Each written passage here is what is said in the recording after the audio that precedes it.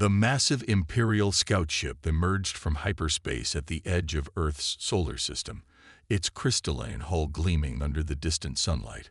Captain Mark Thompson of the Earth Defense Force watched the alien vessel through the main viewport of humanity's orbital station. His weathered face remained calm, but his knuckles turned white as he gripped the command rail. "They're bigger than we expected," said Lieutenant James Wright, his eyes fixed on the sensor readings. The Imperial ship was nearly 3 kilometers long, dwarfing the largest human vessels. The first message from the Empire arrived moments later. The translation matrix worked quickly, converting the alien language into English. "Greetings, developing world. We are representatives of the Galactic Empire, rulers of 10,000 systems. Prepare for diplomatic contact." Thompson smiled grimly. The alien's tone was exactly what Earth's leaders had predicted, condescending and supremely confident. Humanity had been watching the Empire's expansion for decades through long-range telescopes and intercepted communications. They knew this day would come. 3 days later, the diplomatic meeting was set in the newly constructed First Contact Center in Geneva. The Imperial delegation arrived in a smaller shuttle, its design suggesting they valued beauty over practical defense. 5 aliens emerged, tall, slender beings with iridescent skin and flowing robes that seemed to catch every ray of light. The human delegation consisted of military and civilian leaders from Earth's major nations.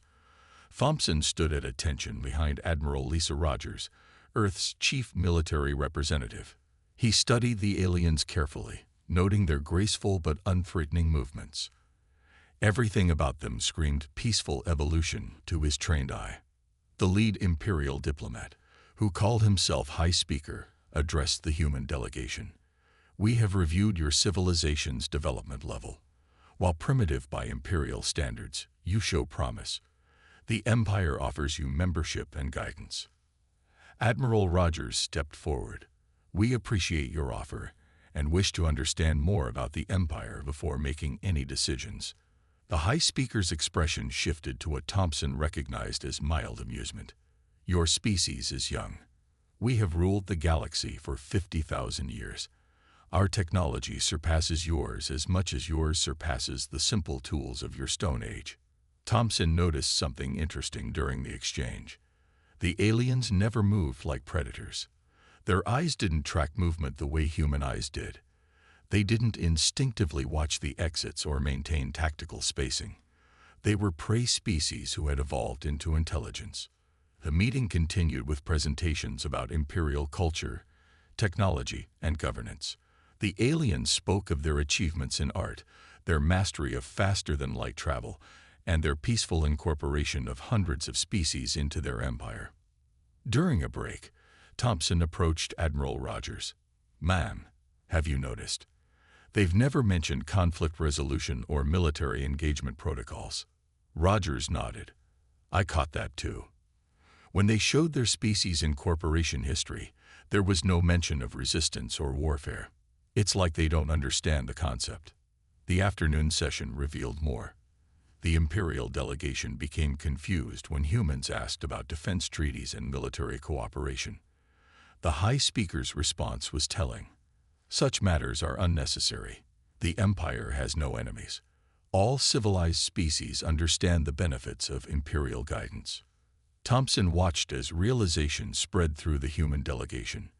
The Empire had never faced real warfare. Their technology had advanced through peaceful means, their expansion unopposed by any species capable of actual combat. At the end of the day, the High Speaker presented their formal offer. Earth would have 10 days to accept Imperial rule and begin the integration process. As the alien delegation departed, Thompson overheard 2 junior diplomats discussing Earth's military satellites and defense platforms. "Such primitive weapons," one said. "They still think in terms of physical combat." That evening, in the secure briefing room, Admiral Rogers addressed Earth's military command. "Ladies and gentlemen, we've learned something crucial today. The Galactic Empire has never encountered a species that evolved from predators. They don't understand war, real war, as we know it. Thompson spoke up from his position. They think our weapons are primitive because they've never faced an enemy who developed technology specifically for combat. Everything they have was designed for peace and modified for their version of conflict. Admiral Rogers' face hardened. We need to make them understand what they're dealing with, because if they push us, they're going to learn about warfare the hard way. The room fell silent as the implications sank in. Humanity wasn't just facing an advanced alien empire. They were facing an empire that had never experienced the kind of warfare that had shaped human history. The empire had never fought a species that understood concepts like total war, guerrilla tactics, or mutual assured destruction. They needed to warn them. For their own good, they needed to warn them to run. The Imperial delegations returned to Earth a week later brought with it the full weight of their perceived authority. This time, they arrived in a fleet of 12 crystalline ships, each one positioning itself in a pattern that their tactical officers probably thought looked intimidating. To human military experts, the formation had so many vulnerabilities it was almost painful to watch. Admiral Rogers and Captain Thompson stood in the Geneva conference hall, watching the live feed of the Imperial ships through the massive display screens. Other military leaders from around the world joined them, their faces grim as they awaited the Empire's formal demands. The High Speaker entered with twice as many attendants as before, his iridescent robes now adorned with symbols of Imperial authority. "We have reviewed your world's response time," he announced, "and have found it lacking. The Empire requires your immediate submission." Thompson watched as Admiral Rogers stepped forward, her diplomatic training warring with her military instincts. "Before we respond," she said, "we need to show you something important about our species' history." The High Speaker's expression shifted to what humans had learned to recognize as confusion. "Your history is irrelevant. We have studied thousands of developing worlds.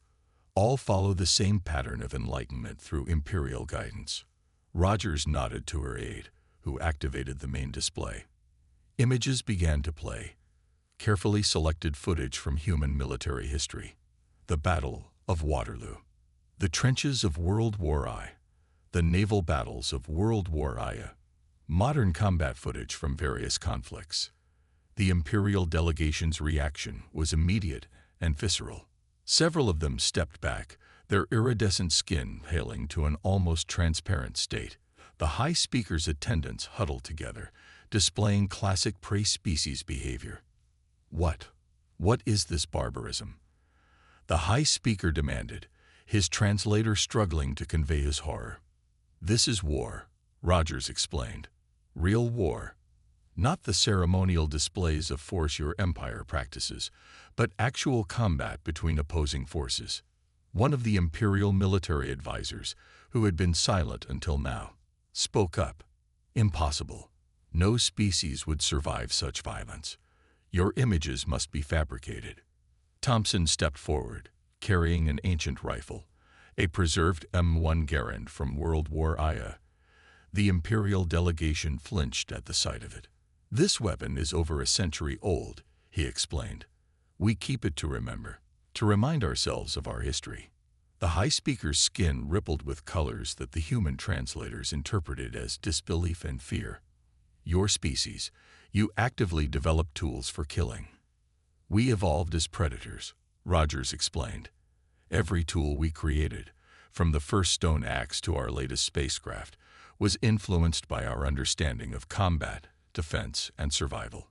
The Imperial delegation huddled together, discussing rapidly in their own language. When they turned back, the High Speaker's voice carried a new tone, one that attempted authority but couldn't quite hide his unease. "This changes nothing," he declared. "The Empire's technology is far superior to your primitive weapons. You have 2 planetary rotations to submit to Imperial rule, or we will be forced to demonstrate our power." Admiral Rogers tried one last time. "Please understand, we don't want conflict. But if you force us into war, it won't be like anything your empire has ever experienced. We don't fight for show. We don't fight with rules. When humans go to war, we fight to win. You dare threaten the empire?" The High Speaker's voice rose, But Thompson noticed how he and his delegation kept their distance from the humans now. "We have technologies you cannot comprehend. And we have something you've never faced," Rogers responded quietly. "We have the mindset of predators, the experience of countless wars, and the determination to survive at any cost. We are trying to warn you, not threaten you." The Imperial delegation departed shortly after, their usual graceful movement replaced by hurried steps. As they left Earth's atmosphere, military satellites tracked their ships regrouping in a defensive formation, one that actually made tactical sense this time. In the conference room, Thompson turned to Admiral Rogers. "They didn't believe us." "No," she agreed. "They didn't. Their entire civilization is built on peaceful expansion and voluntary submission. They can't comprehend what they're about to start." "So what now?" Rogers looked at the tactical display, where the Imperial ships were still holding position. "Now we prepare. They'll try to demonstrate their power, thinking it will frighten us into submission." She shook her head slowly. "Instead, they're about to learn why humans have always said that war is hell." The orbital defense platform, Thunder One, hung silently in space, its weapons powered down but ready. Inside, Captain Thompson watched as 3 Imperial warships approached Earth's orbit. Their mission was clear: a show of force to demonstrate Imperial power. "All stations report ready," Lieutenant Wright announced from his console. The crew maintained perfect discipline, despite knowing they were about to make history. This would be humanity's first space battle. Admiral Rogers' voice came through the command channel from Earth Control. "Remember the plan. Let them make the first move. Show them exactly what they're dealing with." The Imperial ships took position, their crystalline hulls gleaming. Their communication came through on all frequencies. "Primitive world, witness the power of the Empire. Submit or face consequences." Thompson allowed himself a small smile. The Empire's ships were beautiful, advanced, and completely unsuited for real combat. Their weapons were designed for precision strikes against defenseless targets. They had never needed anything more. "They're charging their main weapons," Wright reported. The Imperial ship's energy signatures flared, creating a spectacular light show. "They're targeting our major cities." "Record everything," Thompson ordered. "The Empire needs to understand what happens next." The Imperial ships fired. Brilliant beams of energy lanced toward Earth and splashed harmlessly against the planetary shield grid. Decades of preparing for alien contact had not been wasted. "Their weapons are at 30% effectiveness against our shields," Wright announced, almost sounding disappointed. "They're not even testing our secondary defenses." Thompson opened the channel to the Imperial fleet. "This is your only warning. Withdraw your ships or we will be forced to respond." The Imperial commander's response was predictable. "Impossible. No developing world can resist Imperial weaponry. Your deception will be punished." "So be it," Thompson said quietly. Thunder One, weapons free. What happened next would be studied in Imperial military academies for generations, though not in the way the Empire had expected. Thunder One's weapon systems, designed specifically for space combat by a species that understood war, activated with deadly precision. The first Imperial ship never saw the kinetic strike coming. A tungsten rod, accelerated to a fraction of light speed, punched through its beautiful crystalline hull like paper. The ship didn't explode dramatically. It simply shattered, its pieces scattering into space. "Target 1 neutralized," Wright reported calmly. "Enemy ships are attempting to regroup. They seem confused." The remaining Imperial ships began moving in what they thought was an evasive pattern. To human military eyes, their movements were painfully predictable. They had never needed to develop real combat maneuvers. Thompson opened the communication channel again. "Imperial vessels, this is your final warning. Your weapons cannot penetrate our shields. Your ships cannot withstand our weapons. Withdraw now." The Imperial ships responded by launching what they considered their ultimate weapon, a massive energy pulse designed to overload primitive defense systems. The pulse washed over Thunder One's shields, causing them to flare brilliantly. But hold. Their technology is advanced, Wright noted, but they don't understand combat engineering. Everything they have is built for efficiency and beauty, not survival. Thompson nodded. Show them what happens when you build things for war. Thunder One's secondary weapons engage. Swarms of autonomous combat drones, each smaller than a car, but packed with military-grade AI and weapons, surrounded the Imperial ships. The drones didn't use energy weapons. They carried shaped charges and kinetic penetrators, designed specifically to breach advanced hulls. The Imperial ship's shields, designed to deflect energy weapons, proved useless against physical impacts. Within minutes, both remaining ships were crippled, their beautiful forms scared and broken. Enemy ships have lost power, Wright reported. Their crews are evacuating to survival pods. Thompson opened the channel one last time. Imperial vessels, we will rescue your crews. But understand this, what you just witnessed was a small demonstration. A single defense platform against 3 of your ships. Earth has thousands of such platforms, and this is just the beginning of what we can do if pushed into real war. As human rescue ships moved to collect the Imperial survivors, Thompson received a private message from Admiral Rogers. Well done, Captain. Maybe now they'll understand what we've been trying to tell them. Do you think they'll listen? Thompson asked. They just learned that their most powerful weapons were stopped by our shields, and their most advanced ships were destroyed by a single platform. They'd better listen, or what comes next will be much worse. Looking at the debris field that had once been 3 Imperial warships, Thompson hoped the Empire would finally understand. Sometimes, the kindest thing a predator could do was warn its prey to run away. The Imperial High Command's response to their first military defeat came 2 weeks later. 500 ships emerged from hyperspace, their crystalline hulls forming a sphere around Earth. It was the largest fleet deployment in Imperial history. A show of force meant to crush any thought of resistance. In his new command ship, Thunder 7, Captain Thompson watched the tactical display with Admiral Rogers, who had insisted on being in space for this confrontation. The Imperial ships were larger than before, their weapons obviously upgraded. They still don't get it, Rogers said quietly. Look at their formation. All their ships are visible, no reserves, no screening forces. They're still thinking in terms of intimidation, rather than actual combat. The Imperial Supreme Commander's message boomed through all channels. Primitive world, you have damaged Imperial property and injured Imperial citizens. Submit now or face the Empire's full might. You have 1 hour to surrender.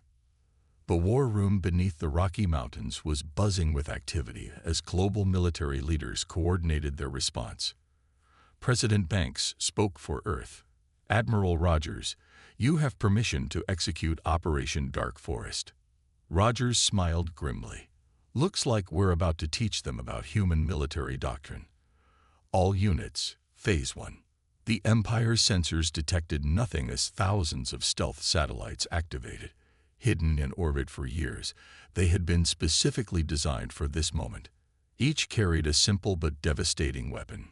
Clouds of microscopic kinetic projectiles. Interesting, Thompson noted, watching the Imperial fleet's pattern.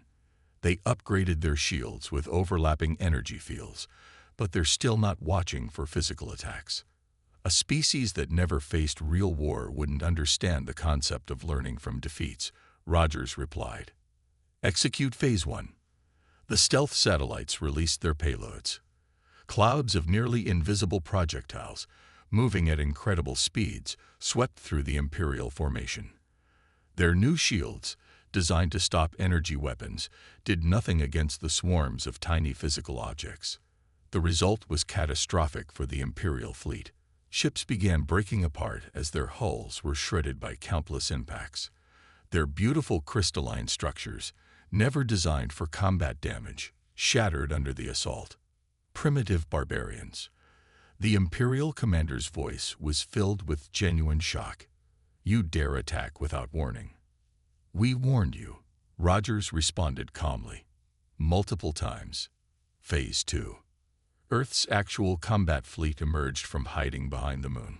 Unlike the Imperial ships, human vessels were built ugly, all armor and weapons, with redundant systems and compartmentalized sections. They looked like predators because they were designed by predators. The Empire attempted to counterattack. Their weapons, while powerful, were designed for accuracy over combat effectiveness. They could destroy targets with surgical precision, but faced with armored warships built to survive damage, they were woefully inadequate. "They're trying to adapt," Thompson observed, watching the Imperial ships attempt to form new patterns. "But they're doing it wrong. They're copying our formations without understanding the principles behind them." The battle lasted less than an hour. The Empire lost over 200 ships before they began to retreat. Their remaining vessels, rather than covering their withdrawal, simply fled at maximum speed. They had no concept of rear guard actions or organized retreat, as the Imperial fleet disappeared into hyperspace, leaving their damaged ships and crews behind. Admiral Rogers opened a channel to all remaining Imperial forces. "We will rescue your survivors, as we did before. But understand this, what you witnessed today was us being merciful. We held back our main fleet. We didn't strike your staging areas. We didn't pursue your retreating ships. Next time, we won't be so kind." In the aftermath, as human ships conducted rescue operations, Thompson reviewed the battle data. They had superior technology in almost every way, he noted. Better faster than light drives, more powerful energy weapons, more efficient shields. But they never developed the one thing that mattered most in real combat. The killer instinct, Rogers agreed. They never understood that real war isn't about having the best technology. It's about the willingness to do whatever it takes to win. As the rescue operations continued, Earth's leaders received the first frightened messages from Imperial border worlds. The Empire had never lost a battle before. They had never faced an enemy that could not only resist them but defeat them so thoroughly. "Do you think they'll come back?" Thompson asked. Rogers watched the tactical display, where the dots representing rescued Imperial crew members were being collected. "They will. But next time, they'll be afraid. And a frightened enemy with superior technology is the most dangerous kind." "Then we'll be ready," Thompson said, knowing that the real war was just beginning. The Imperial High Council convened an emergency session for the first time in 5,000 years. The massive crystal chamber, designed to showcase the Empire's sophistication and beauty, now felt strangely vulnerable. The councilors huddled closer together, an instinctive response to fear their species had never quite evolved past. On the central display, images from the Earth battle played. The High Speaker, now bearing the marks of failure on his once pristine robes, watched as human ships systematically destroy the Imperial fleet. "Impossible," one counselor whispered. "They didn't even try to capture our ships. They just destroyed them." The military advisor, recently promoted after all his superiors resigned in shame, stepped forward. "There's worse. We've analyzed their tactics. They're not fighting to defeat us. They're fighting to kill us." The council chamber erupted in horrified whispers. The concept of fighting for anything other than submission or territory was alien to them. The High Speaker raised his hand for silence. "Show them what we discovered in their historical records," he ordered. The display changed, showing scenes that made several counselors physically ill. Human warfare throughout history, the trenches, the tanks, the nuclear weapons. But worse were the psychological aspects: camouflage, deception, ambush tactics. "They hide," the military advisor explained, his skin rippling with distress colors. "They disguise themselves. They strike from concealment. These are predator tactics we've never encountered in any civilization." In Earth orbit, Captain Thompson and Admiral Rogers were reviewing the latest intelligence. The Empire's response to their defeat had been revealing. They had withdrawn forces from 100 systems to create a defensive line. "They're learning," Thompson noted, "but they're learning the wrong lessons. Look at their new fleet formations." Rogers studied the data. The Imperial ships were now arranged in tight, defensive clusters. They're huddling together like scared animals. No offensive capability, no strategic depth. They're just trying not to die. The Imperial High Council's next decision proved them right. Instead of launching another attack, the Empire tried something they thought would surely work. They sent their most advanced surveillance ships to study Earth's defenses. They never detected the human stealth fighters that tracked their every move. They never realized that humans had centuries of experience in counterintelligence and deception. Should we stop them? Thompson asked, watching the Imperial scouts fall for every false reading and dummy installation Earth presented. No, Rogers replied. Let them think they're succeeding. Everything they're seeing is exactly what we want them to see. The Imperial scouts reported back with what they thought was crucial intelligence. The High Council reviewed their findings with growing horror. Their weapons are designed to cause maximum damage. One scout reported, skin practically transparent with fear. Their ships aren't built for show or efficiency. They're built to survive punishment and keep fighting. Another scout added, they have weapons we never imagined. Not just the physical projectiles that shattered our ships, but things designed to kill crew members even if the ship survives. Chemical weapons, biological agents, radiation devices. The High Speaker sank into his chair. How can they even conceive of such things? Because they evolved expecting to fight, the military advisor said. Every advancement they made was driven by conflict. Their medical technology, developed to save wounded warriors. Their space travel, adapted from weapons delivery systems. Their communications, designed to coordinate attacks. On Earth, the Global Military Command received regular updates on the Empire's growing panic.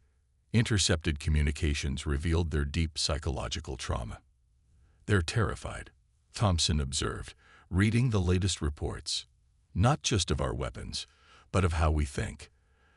They can't understand a species that developed technology for the purpose of winning conflicts. Rogers nodded. They'd never had to think about warfare the way we do. Their entire civilization is built on the assumption that superior technology automatically means victory. The Empire's next move surprised no one. They began building massive defensive installations around their core worlds, desperately trying to copy Earth's defense systems. Should we tell them? Thompson asked. At static defenses without tactical doctrine are useless. They wouldn't understand, Rogers replied. They don't grasp that it's not our technology that makes us dangerous.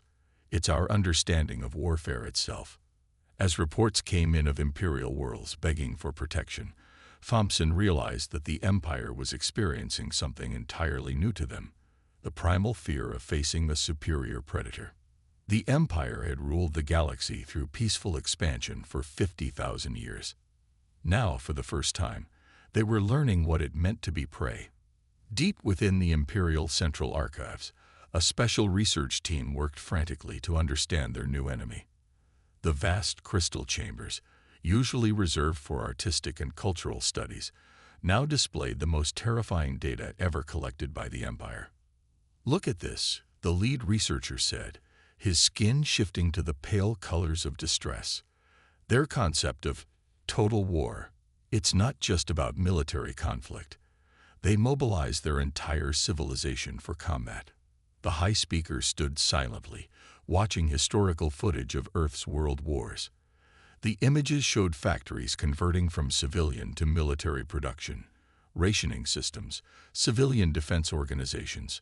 Every aspect of human society could be transformed for war. We found something worse. Another researcher reported. Their Cold War, two powers who didn't actually fight, but prepared for mutual destruction for decades. They built enough weapons to destroy their entire world multiple times. In Earth orbit, Admiral Rogers and Captain Thompson monitored the Imperial research efforts through advanced surveillance systems. Their probes had infiltrated even the supposedly secure Imperial networks.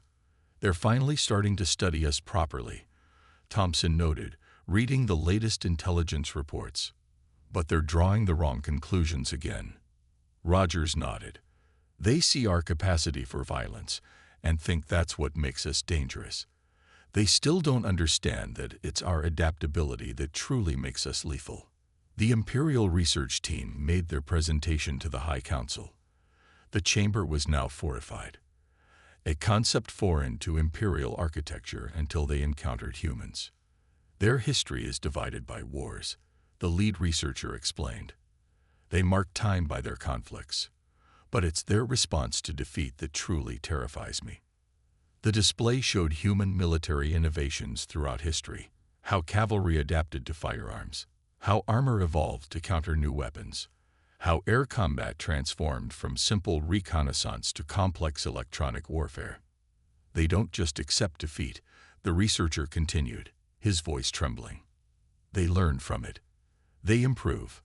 They come back stronger. When we destroyed their ships in our first encounter, they didn't submit like any rational species would. They study our weapons and develop countermeasures. The High Council watched in horror as the presentation continued, showing how humans had developed thousands of different weapons, tactics, and strategies over their history.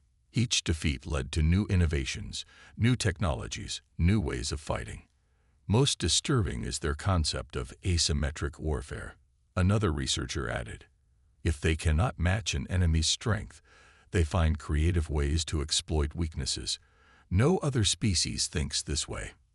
Back on Earth, the Global Military Command received regular updates on the Empire's growing understanding. President Banks met with Admiral Rogers and Captain Thompson to discuss the implications.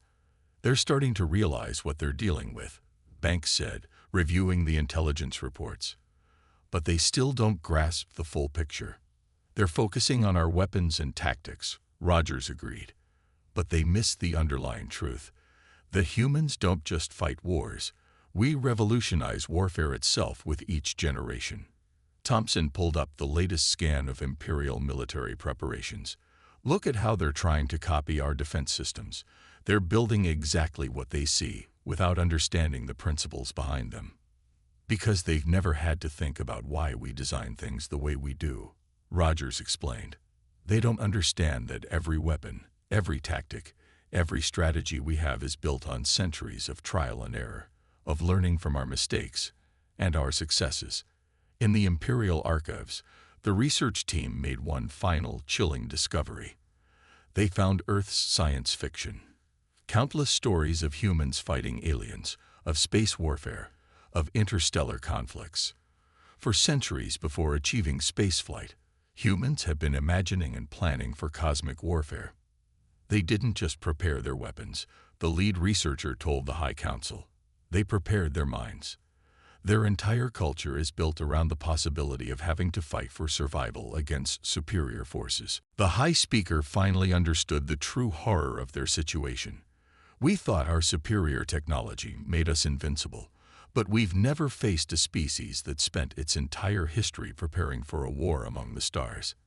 As the Imperial leadership grappled with this revelation, Earth's military leaders continued their preparations. They knew that understanding humanity's capacity for warfare would not make the Empire less dangerous. It would make them more desperate. And a desperate enemy with superior technology was exactly the scenario humans had been preparing for since they first looked up at the stars and wondered what might be waiting for them. The final confrontation began not with a bang, but with silence. The Imperial fleet, 10,000 ships strong, dropped out of hyperspace in perfect formation. It was their entire mobile military force, gathered for one desperate attempt to defeat the humans. Captain Thompson stood on Thunder 7's bridge, watching the massive fleet approach. Behind him, Admiral Rogers studied the tactical display with experienced eyes. They've actually learned something, Rogers noted. Look at their formation. Layered defenses, overlapping fields of fire. They're not just copying us anymore. They're starting to understand. Too late, Thompson replied quietly. They still don't know about Operation Ghostmaker. For 3 months, while the Empire had gathered its fleet, humanity had been busy. Thousands of automated stealth platforms had been positioned throughout the solar system. Each carried a simple but devastating weapon, a device that could disrupt hyperspace fields. The Imperial Supreme Commander's voice echoed through all channels. Savage species, this is your final chance. Submit to Imperial rule or face annihilation. President Banks responded from Earth. You still don't understand. We tried to warn you. We told you to run. Now, we'll show you why. Execute Ghostmaker, Rogers commanded. Across the solar system, the stealth platforms activated. The Empire's carefully planned retreat routes suddenly became death traps. Their hyperspace capability, the cornerstone of their military power, was now useless. They're trapped, Thompson observed. No way in, no way out. The Imperial fleet realized their situation too late. Their ships began firing desperately at empty space, trying to hit the hidden platforms. But humanity had learned stealth warfare over centuries of conflict. The platforms were impossible to target. All Earth forces, Rogers broadcasted. Execute Operation Endgame. The true scale of human military preparation became apparent. Ships emerged from hidden bases on Mars, Europa, and Titan. Asteroid bases revealed massive weapon systems. The moon itself opened to reveal shipyards and launch facilities that had been built in secret for decades. The Empire had brought 10,000 ships. Humanity had built 50,000. Impossible. The Imperial Supreme Commander's voice cracked with fear. No species could hide such preparations. We didn't hide them, Rogers responded. Your scouts saw exactly what they were meant to see. We've been practicing deception warfare since before we invented the wheel. The battle that followed would be remembered for millennia. Imperial ships, despite their advanced technology, found themselves overwhelmed by human tactical flexibility. When they formed defensive spheres, humans used coordinated strike teams to break them apart. When they tried to concentrate their forces, humans used swarm tactics to surround them. Their technology is still superior, Thompson noted, watching another Imperial cruiser shatter under concentrated fire. But they don't know how to use it in actual combat. Technology doesn't win wars, Rogers replied. Doctrine, determination, and the willingness to do whatever it takes. That's what wins wars. After 6 hours of continuous combat, the Imperial fleet had lost 3,000 ships. Their formation was broken, their coordination shattered. The remaining ships huddled together, shields overlapping, like prey animals surrounded by predators. The Imperial Supreme Commander's next transmission was different. Gone was the arrogance, replaced by genuine fear. Please, we surrender. Show mercy. Rogers looked at President Banks on the command screen. Banks nodded. Imperial forces, Rogers broadcasted. Here are our terms. You will withdraw from all systems within 50 light-years of Earth. You will acknowledge human space as sovereign and independent. You will never again attempt to conquer or integrate another species without their explicit consent. And if we refuse, the Supreme Commander asked, then we won't stop at defending ourselves. We'll show you what human warfare really means. We'll take the fight to your core worlds. We'll dismantle your empire piece by piece. We're not just warriors. We're conquerors when we need to be. The Empire accepted the terms within the hour. As the surviving Imperial ships limped away under escort, Thompson turned to Rogers. Do you think they'll honor the agreement? Rogers watched the tactical display, where the dots representing Imperial ships were finally disappearing.